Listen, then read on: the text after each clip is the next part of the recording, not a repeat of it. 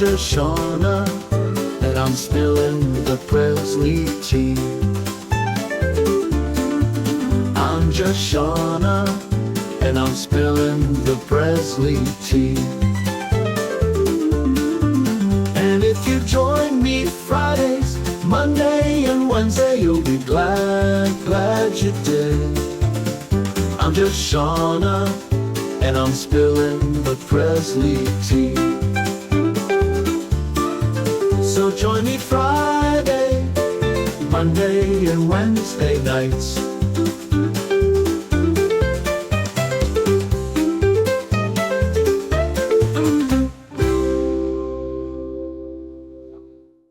Hello, everybody, and welcome to another installment of Shauna Spilling the Presley Tea. This is episode 51, guys, and I've got some tea to spill. So let's start. It just came out today, and it's In Touch, and it says, devastated, Priscilla Presley, forced to relive the horrors of Lisa Marie's life through new memoir. Lisa Marie Presley's loved ones are finding her memoir, From Here to the Great Unknown, beyond painful to process. Despite their shows of support, while they all feel the singer who died at 54 in January 2023 could have survived, Priscilla's taking the brunt of the guilt as she forced to relive her daughter's horror stories all over again. Of course, they would never deprive Lisa Marie of telling her story when she was alive, a source exclusively tells In Touch magazine. It was her wish to come out, and they supported and chaperoned her. No one tried to block it. But that doesn't mean it's not a horrendous story to bear. In her memoir, Lisa Marie describes her crippling battle with opioid addiction, as well as other traumatizing anecdotes to her life. Lisa Marie's daughter, Riley Keough, who helped complete the memoir after her mother's death, said she began taking opioids to treat the recovery pain after having the twins, Harper and Finley, via C-section. It took more and more to get high, the late singer wrote. And I honestly don't know when your body decides it can't heal with it anymore, that it can't deal, with it anymore. But it does decide at one point. I just wanted to check out. I was too painful to be sober. At the peak of her addiction, the only child of Elvis and Priscilla Presley wrote that her pill popping had escalated to 80 pills a day. In one harrowing episode, Lisa Marie describes being essayed at the age of 10 by her mother, Priscilla's then boyfriend, Michael Edwards. But of course, in the book, it doesn't mention his name, but it is Michael Edwards. He was putting his hand on my chest and saying, "A man is going to touch you here." There, he put his hand between my legs, and then he said, "They're going to touch you here." I think he gently kissed me and left for the night, she wrote. Allegedly, she told her mom about the incident, prompting Priscilla, 79, to confront Edwards. He apologized to Lisa Marie, telling her, "I'm so sorry, but in Europe, that's how they teach the kids, so that's what I was doing." Sure, Michael, sure. Edwards has since denied Lisa Marie's claims, even though in his book, guys, I'm going to show it again. In his book that he wrote himself, that came out in 1988, he describes how he was falling in love with a 10, 11, 12-year-old girl named Lisa Marie, falling in love with her, described calling her beloved, saying things in here and grooming her in here. So this guy's a creep. Just remember that face. He's a creep. And Priscilla let it happen for 4 years. Anyway, I digress. I'm sorry. I had to explain these things. These claims are absolutely untrue, said Edwards. I never molested Lisa Marie, and I am shocked at the suggestion that I did, he said in a statement to In Touch. He probably hopes that we forget that he had a book. I was encouraged to embellish a harmless anecdote about Lisa Marie in my memoir in the 1980s, and now that I did, I regret it. I understand that these stories sell books, but the notion that I molested Lisa Marie is just a fabrication. I would never write a book and embellish such a lie, such like that. It's kind of funny he puts that in his book, and then Lisa comes out with her saying almost exactly what he was thinking in said book. His daughter, Caroline Van Zant, stood by her father while issuing her own statement. Lisa Marie and I were close friends throughout my father's relationship with Priscilla. We were confidants, like sisters, sharing all of our secrets and complaining about our parents as typical teenagers do. Ah, but Caroline, did you not know, sweetheart, that if you're SA'd by some man, you're definitely not going to go to the daughter of said man that SA's you and spill the beans, Miss Caroline. So I hope you remember that.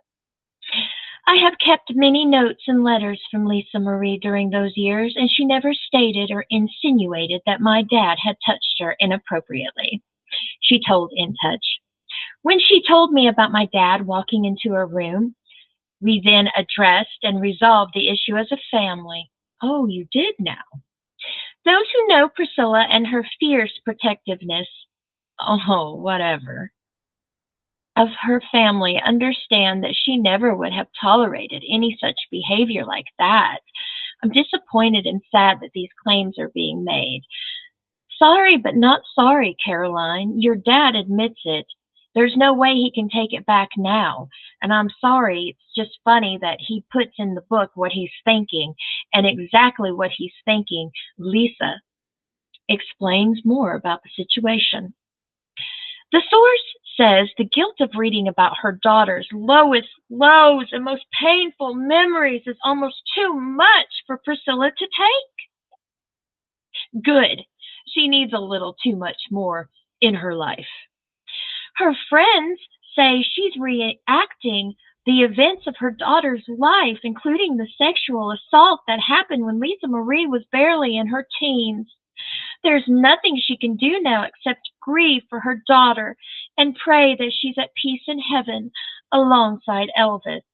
Give me a break, guys. These aren't her friends. This is her PR team trying to clean house. When Priscilla holding her head in her hands, Riley is taking on responsibility of helping her family through the process of reliving all of the nightmares Lisa Marie endured throughout her life. Riley's really stepped up to the plate and been the virtual matriarch of the family, which is just as well because it's so overwhelming for Priscilla. Anyone can see that. No, none of us can see how overwhelming it is to Prissy Pants because what she did in Memphis, Tennessee at the book tour. Really? People in their inner circle are grateful Riley's taken over the burden and it's not something Priscilla can cope with. She's still so raw and devastated over Lisa Marie's death. Really, she laughs about it all the time. I'm going to show you a video at the end of this and you guys can tell me for yourself. So Extra was interviewing Priscilla on the carpet when she was talking about the animal abuse and cruelty that she was with her son Provolone Navarone with.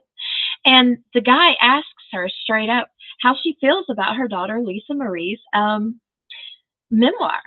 And she gives an answer, and that will be at the end of this video. And you guys tell me, is Priscilla devastated by this book?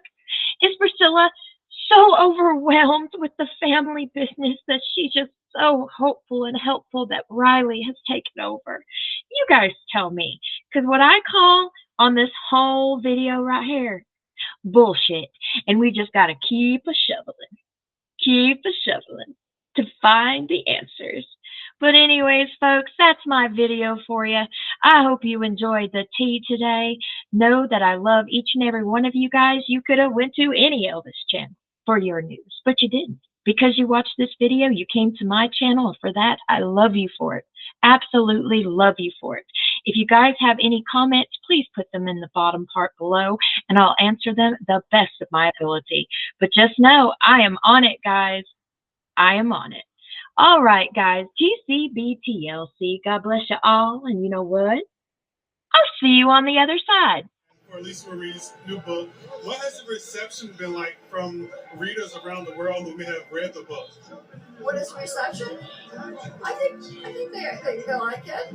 You know, I mean, my daughter, my daughter, I love her to death. I mean, she was a big part.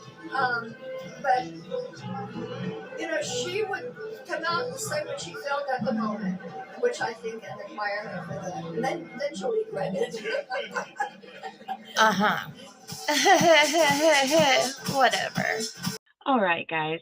Let me tell you something. You got done watching that quick clip of him asking Prissy how she feels about her daughter's memoir and blah, blah, blah. And the whole time she's standing there with Provolone behind her, all smiling, is she's laughing. She's laughing, guys. Her daughter spilled her heart out for us to know what happened to her all these years. And all Prissy Pants can do is laugh. Really. Not even been 2 years yet. You can laugh. All right, Prissy Pants. Whatever. But she was never really a mother to Lisa, was she, guys? Bye now.